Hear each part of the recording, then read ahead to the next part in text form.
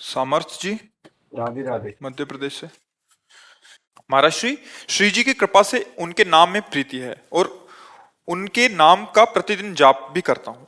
अभी मैं विद्यार्थी जीवन में हूँ। मेरी आदत देर रात तक जागकर पढ़ने की है। सभी के कहे अनुसार मैंने सुबह जल्दी जागकर पढ़ने का प्रयास लंबे समय तक किया, किंतु मन नहीं लगा। ऐसा मेरे और अन्य कई विद्यार्थियों के साथ होता है। महाराज जी, अपना मार्गदर्शन दीजिए। क्या भविष्य में इस दिनचर्या से शारीरिक और मानसिक स्वास्थ्य में बुरा प्रभाव पड़ सकता है, या मैं इसको ऐसे ही जारी रखूं, या एवं कै बजे तक सुबह जगते पढ़ने हैं? हेतु? 2:30-3 बजे रात तक। हाँ, आजकल तो ऐसे बच्चे जो अच्छी पढ़ाई कर रहे हैं वो ऐसा ही हमें बताए। जब 9 बजे उनका शौच स्नान आदि, तो प्रश्न 9 बजे आप क्यों जगते हैं, तो उन्होंने कहा कि 2:30-3 बजे तक तो हम पढ़ते रहते हैं। तो अगर उसको ऐसा कर लिया जाए कि 11 बजे हम शयन कर लें, 12, 1, 2, 3, 4, 5, 6 घंटा हो गए, और 5 बजे उठ जाएं और फिर हम 9 बजे तक पढ़ाई कर लें। मान लो अगर 9 बजे आप जगते हैं तो शास्त्रीय पद्धति के खिलाफ हो गया ये दिनचर्या, और स्वास्थ्य के लिए भी ये ठीक नहीं रहेगा। क्योंकि जब ब्रह्म मुहूर्त 4 बजे से लेकर के और 6 बजे के बीच में अगर शयन किया जाता है तो ब्रह्मचर्य हानि की विशेष संभावना होती है, और आयु, श्री, कीर्ति, तेज, इन सब की हानि होती। क्योंकि जगत को प्रकाश देने वाले भगवान नारायण सूर्यदेव पधार रहे हैं, हम सैया पे सो रहे हैं।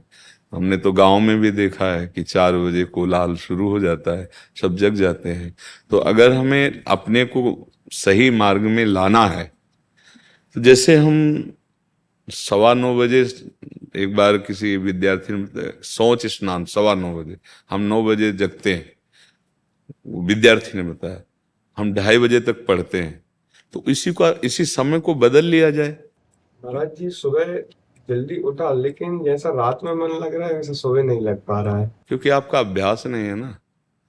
आपका अभ्यास नहीं, इसलिए ऐसा लग रहा है। लेकिन महाराज जी, ये लंबे समय तक ऐसा करके देखा तो परिवर्तन कुछ समझ में नहीं आया। नहीं, तुम कहिए नहीं, तुम्हारा परिवर्तन कैसी बात हो, अनुभव की बात है। तुम्हारे अनुभव गलत हो सकते हैं। अगर हम कह रहे 5 बजे उठे, जल पिया, इसके बाद थोड़ा टहले, थोड़े से 100-200 कदम, शौच गए, इसके बाद व्यायाम आधा घंटा किया, 20 मिनट प्राणायाम किया, अब बैठ जाओ पढ़ने में, एकदम स्मृति नवीन, एकदम क्लियर। अब कितने समय तक प्रयास कर सकते हैं इसको?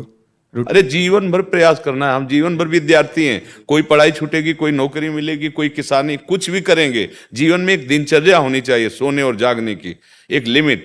जैसे एक बहुत व्यस्त शरीर है, उसके लिए 7 घंटे बहुत पर्याप्त है सोना। 6 घंटे वैसे पर्याप्त, पर 7 घंटे। अब जैसे अपने लोगों के तो 3 घंटे, 2 घंटे, 1.5 घंटे, 24 घंटे में 1.5 घंटे, 2 घंटे। अब जितनी कोटि का उपासना में प्रवेश है, और नहीं 5 घंटे, या 5 के बाद फिर नहीं माना जाता है कि तुम साधक को पड़े सो रहे हो। ऐसे 5 घंटे आखिरी। पर जैसे किसान आदमी, व्यायाम किए हुए, बहुत मेहनत करने वाला व्यापारी, 7 घंटे से ज्यादा नहीं रखा गया सोने के लिए। आप देखो, फिर वही हमारी बात आती, दिनचर्या एक तेज लाती है। एक इसमें जो आप 6 घंटे पढ़ करके समझ नहीं पाओगे ना, वो 2 घंटे में आप 6 घंटे का काम निपटा लोगे। आपकी तेजस्वी बुद्धि होगी, आपकी प्रवीण बुद्धि होगी, आपके अंदर पावर होगा। अब ब्रह्म मुहूर्त में शयन कर रहे हैं, फिर 9 बजे जो नहाना है वो एक ऐसे खिलवाड़ मात्र है। आप 4 और 5 के बीच में उठे और स्नान किया, व्यायाम किया, 1-2 किलोमीटर दौड़ लगाई, थोड़ा प्राणायाम किया, फिर आप पढ़ के देखो। पर अभ्यास, अच्छा सात्विक भोजन, कुछ दिन अभ्यास। अब जैसे अपने लोग हैं, 1.5 या 2 घंटे एकदम फ्रेश, क्योंकि बचपन से अभ्यास किया, पूरा जीवन हो गया। अब उसमें 1.5-2 घंटे में आती है कि नहीं आती? कई कई दिन हो जाते नींद नहीं आती।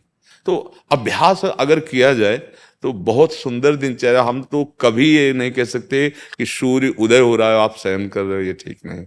कभी ऐसा हो जाए अचानक, वो बात अलग, लेकिन दिनचर्या ऐसी, आप 2:30 बजे तक जग रहे हैं, फिर इसके बाद आप, तो आपके स्वास्थ्य में भी फर्क पड़ेगा, आपकी बुद्धि में भी फर्क पड़ेगा, आपके तेज में भी फर्क पड़ेगा। आज हम बुद्धिमानी समझ रहे हैं धन कमाना, केवल केवल भोगों को भोगना बुद्धिमानी समझ रहे हैं। यही बुद्धिमानी मानी जाती है। जैसे आके प्रश्नकर्ता ने प्रश्न किया था कि हम ऐसों को तो जो मांस खाते हैं, शराब भी पीते हैं और अपने मतलब टाइम से यही टाइम 11 बजे जगना, ऐसा खूब ऐश्वर्यवान है, खूब मौज मस्ती से रहे, उनकी कोई परेशानी नहीं है। ठीक है, इसे तुम सुख मौज मस्ती समझ रहे हो। कुछ दिनों बाद शरीर छूटेगा, इसके बाद क्या रह गया? हर चीज यहीं रह जाएगी। ना तो तुम्हारे पास जितेंद्रियता है, ना भगवान नाम है, ना सत्य है, ना धर्म है। बचा क्या? आए किस लिए थे? मानव जीवन केवल इसी के लिए। तो जितना तुम्हें डल्लभ के गद्दे पर आनंद मिलता है ना, सुअर को कीचड़ में मिलता है। जितना तुम्हें अपनी भार्या पे, उतना उसको अपने संभोग में मिलता है। जितना तुम्हें अपने बच्चे प्यारे, उसको अपने बच्चे वैसे ही प्यारे। जितना तुम्हें सांसारिक सुख, वो वैसे बिष्ठा। तुम्हें रबड़ी रसगुल्ला जैसे अच्छा लगता है, उसको बिष्ठा और ये सब अच्छे लगते हैं। अंतर क्या रह गया? पशु में हमारे में अंतर क्या रह गया इतना?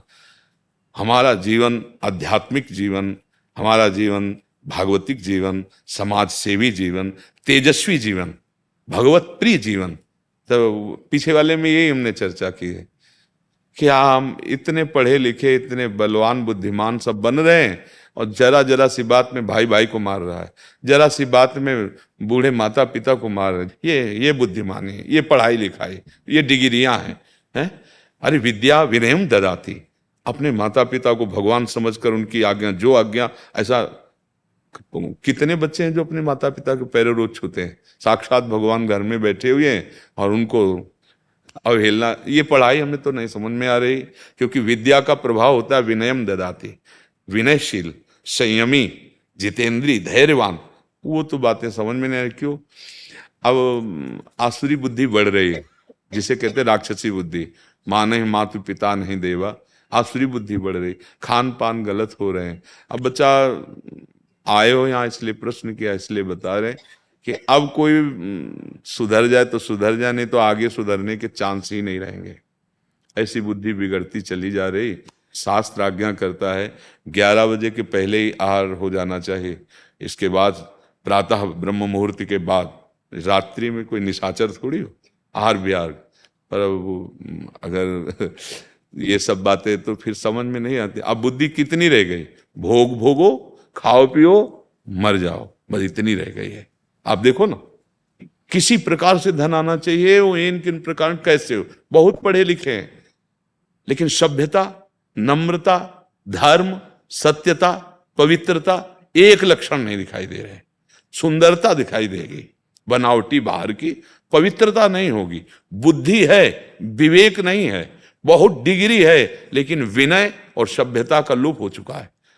ऐसे माता पिता से, बुजुर्गों से बात करते हैं जैसे कोई पागल आदमी बात करता है। ऐसे अपने बुजुर्गों से ऐसी बात करो कि उनका हृदय लगे कि हमने खवा पिया के, पढ़ा लिखा के बड़ा किया, तो कम से कम वचन से तो मृदु बोला जा रहा है, व्यवहार तो मृदु बहुत ही कम हो गया है। तो हमारी तो यही प्रार्थना है आजकल के बच्चे।